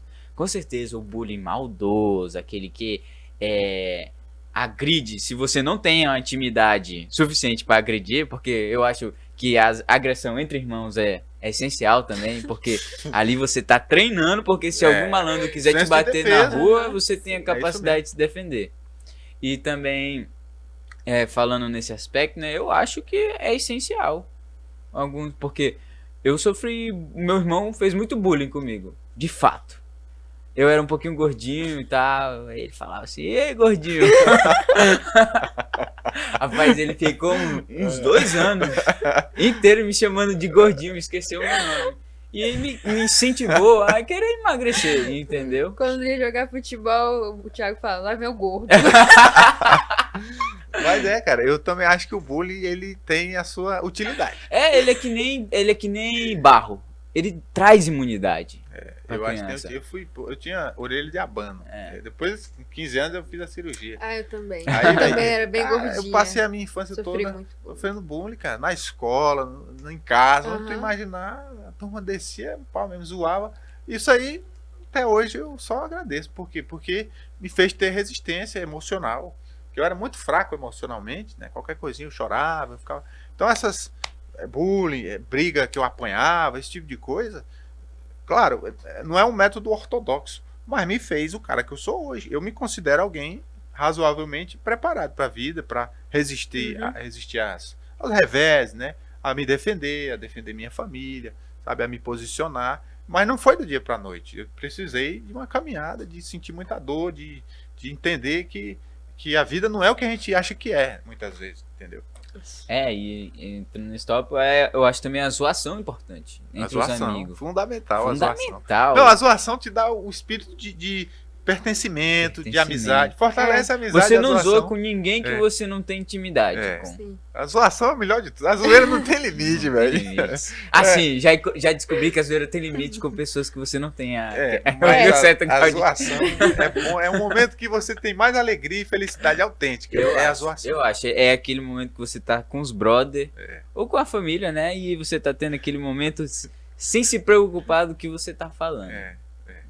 Muito bom, velho. Muito bom mesmo. Então, assim, eu acho que a vida saudável tem que ter um pouco de tudo, assim, sabe? Dentro dos limites do tolerável, que não cause dor, que não cause dano irreversível.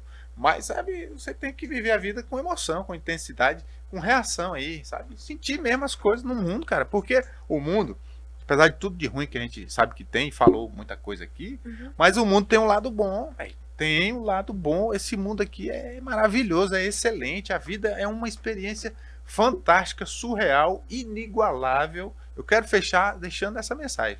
A vida é a melhor experiência que existe no universo. E a vida na Terra, por ser intensa, desafiadora, às vezes incompreensível, perigosa, é a experiência mais fantástica que alguém que foi criado e que existe pode participar. Eu vejo assim, sabe?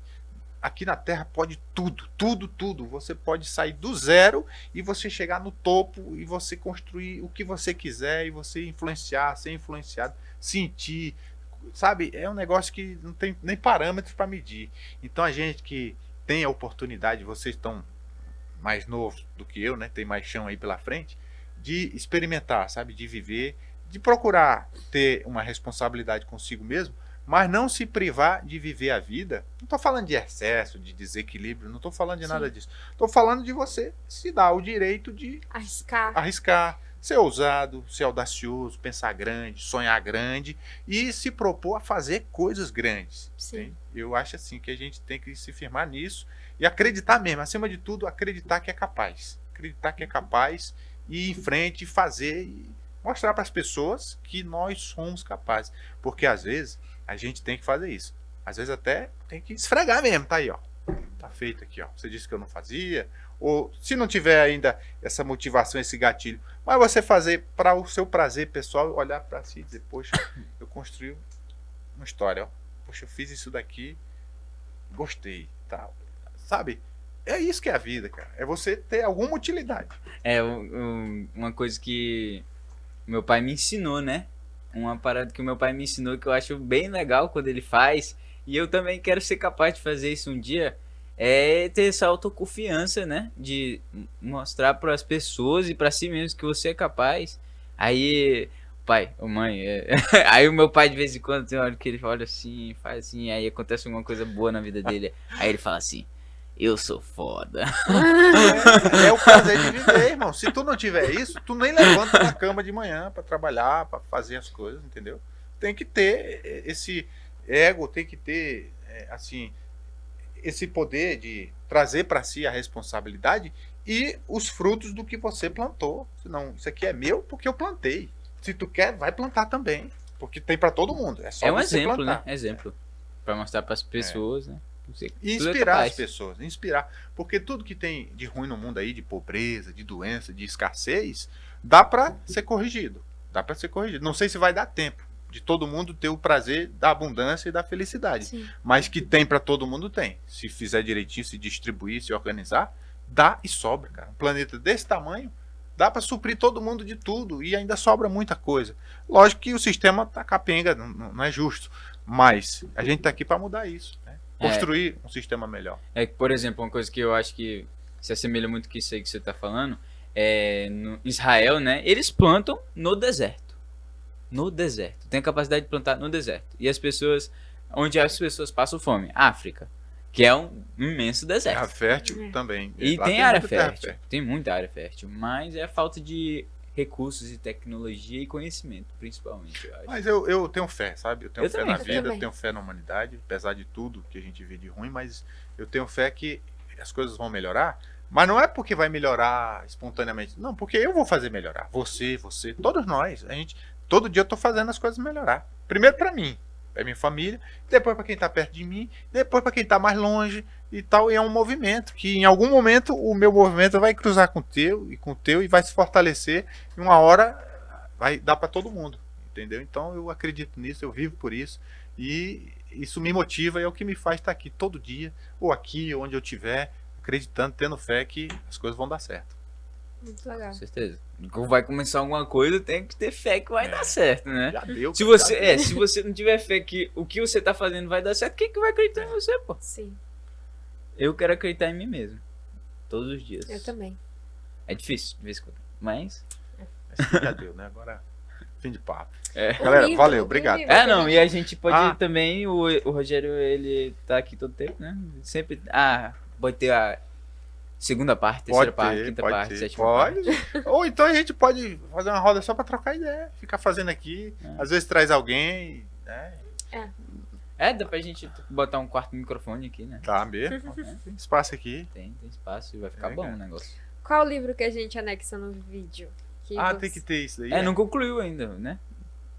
Rapaz, mas como assim? Me explica melhor essa Tu parte. tem que dizer um livro, um filme ou qualquer coisa que tu acha que tu acha que as outras pessoas têm o direito de ver também e apreciar como tu apreciou. Tá, vamos lá. Livro, eu tô sem ler, né? Leu pouco. Assim, livro, né? Falar em livro, depois a gente entra no assunto do livro. Mas vamos pro filme. Então vamos pra série. Tá. Tem uma série chamada. Tá na Netflix. Travelers. Viajantes. Travelers. Não sei se você. Eu acho que eu já vi. É espacial, né? Não. É de viajante no tempo, mas ela é diferente. A abordagem dela não é que você entra numa nave e viaja pro tempo. Não. A consciência viaja no tempo. Só a consciência. O corpo. Os caras trocam de corpo, uma consciência entra, outra sai. É mais ou menos por aí. Não vou dar muito spoiler. Bem legal. Assim. Tem a ver com o que a gente conversou aqui. E tem uma outra que tem mais a ver ainda. Que é. Como é que fala espelho em inglês? Black Mirror. Mirror. Mirror. Black Mirror. Já viu essa? Já. Essa daí é doida. Aí, o pessoal, o gosto que o Rogério tem. Essas Eu duas. assisti na série 3 vezes. Mas é? É boa. É boa. E tem outra Conversa legal muito. também, bacana, que eu tava vendo esses dias, é Perdidos no Espaço. Eu assisti alguns episódios. Não assisti Essa tudo. daí eu não assisti, não. Aí tem um monte, cara. Aí tem outra lá, antigona, que eu assisti também. Sweet. Eu já, Já quando viu? tava na- Advogado tem que assistir querendo essa. escolher um curso. É. Aham. Mas tá bom, né? Por enquanto já dá pra turma ficar vendo aí, Dá, fazer dá. maratona aí um bocado de dias. Os fãs do Rogério aí tudo. Uau, esse que é Eu o não meu, gosto de fã, não o tenho meu fã. ídolo. Isso é o que o Não. meu ídolo Esse é o assiste. Rogério. Nada a ver, velho. Nada Fazer a umas ver. Tô camisas com fora, a tua velho. cara. Tô fora, velho. Tô fora Tu é geral, muito irmão. reconhecido na rua? Às vezes, mas não tanto não, velho. Tô fora. Eu sou bicho do mato. Eu saí da frente da câmera. Sou tímido, é sério. Sou na Eu minha. entendo. As pessoas até às vezes estranham um pouco, né? Me ver assim, acho que vai encontrar o cara da televisão. É não, velho. É diferente. Na minha, quieto.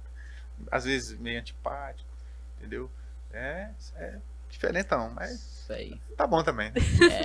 Ser bravo. Tá bom. Ser bravo. Então é isso, pessoal. Grato por terem nos acompanhado até aqui. E espero que vocês fiquem bem. Grato, Rogério, por ter participado hoje. Valeu. Valeu.